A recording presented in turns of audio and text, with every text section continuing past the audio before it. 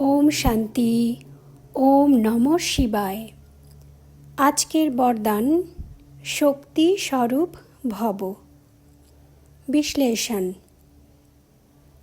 যে কোনো চিত্র মানে শরীরকে যখন দেখো তখন ওই চিত্রকে দেখো না, বরং চিত্রের ভিতরে যে বিচিত্র রয়েছে আর তার যে চরিত্র আছে তাকে দেখো।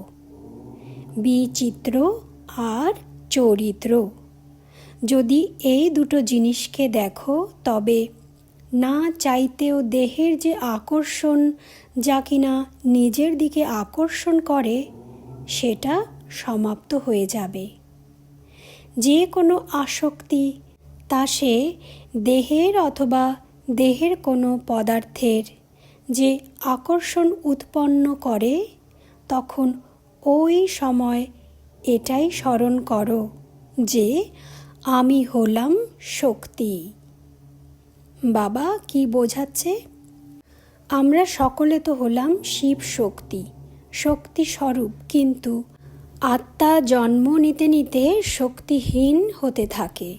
যদিও আত্মাকে চৈতন্য শক্তি বলা হয়, আমরা সকলেই হলাম শিব শক্তি, কিন্তু শক্তি সকলেরই ক্ষীণ হয়ে আছে বর্তমানে।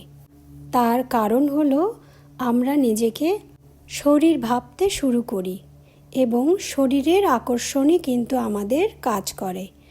তো বাবা বলছে, এখন যখনই কোনো শরীর মানে চিত্রকে দেখো, তখন ওই চিত্রকে না দেখে বরং চিত্রের ভিতরে থাকা সেই চেতনা শক্তি মানে চৈতন্য শক্তি, যাকে বাবা বিচিত্র বলছে, তাকে দেখো।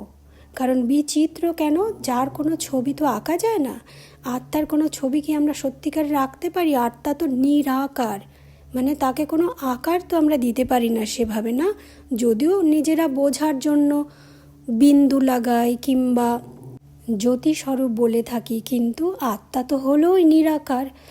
সে কারণে বাবা বলেছে বিচিত্র।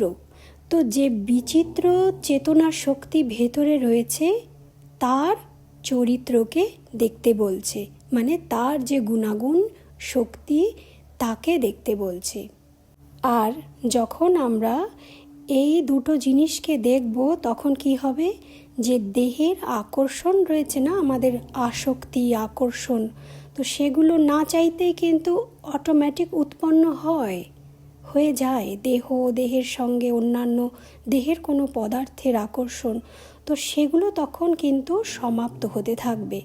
শেষের লাইনে বাবা বলেছে, যদি আকর্ষণ উৎপন্ন হয় তখন ওই সময় এটাই স্মরণ করো যে আমি হলাম শক্তি। মানে নিজের অরিজিনাল স্বরূপকে স্মরণ করলে কিন্তু, আমি যখন নিজেকে স্মরণ করব তো অটোমেটিক অন্যকে দেখেও আমার মনে পড়ে যাবে যে ও তো আমারই মতো চৈতন্য শক্তি।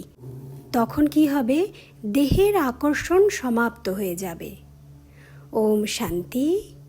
ওম নমঃ শিবায়।